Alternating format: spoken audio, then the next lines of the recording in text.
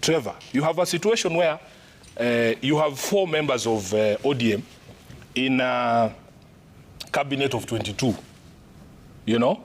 And there was a very interesting gentleman that I met during the Lekomo dialogue called David Coltart. He is currently the mayor of Bulawayo.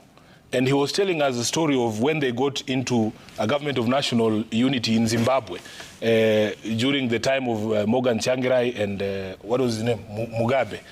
And these guys, they used to be called for cabinet meetings. They are told the cabinet meeting is going to start at 10. But because they are not insiders in government, by the time they arrive at 10 for cabinet meetings, the real cabinet meeting ended at 9. And then you are just there being told, oh, your PS will brief you or whoever will brief you. I feel very bad for my chairman, John Mbadi, because he's a man that I respect. I don't see how he's going to have any impact in this government where he is a minority, essentially. And you are seated there with people. I was the first person, actually, to laud the president for firing his entire cabinet.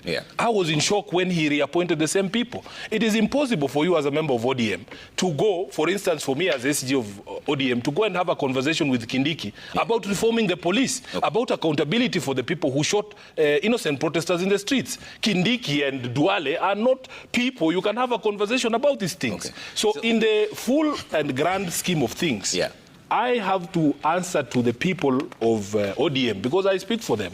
And when they ask me the question, Sifuna, what do you think is going to be achieved by these 4 gentlemen in this cabinet of 22? Of people who are diametrically opposed to everything that we stand for. They don't have the fiber that we have. So it would have been nice, because even for me, in that conversation, Hillary, if we had had a broad conversation, I would have had a conversation about the entire makeup of cabinet. Because you have this thing that you call the all-of-government approach.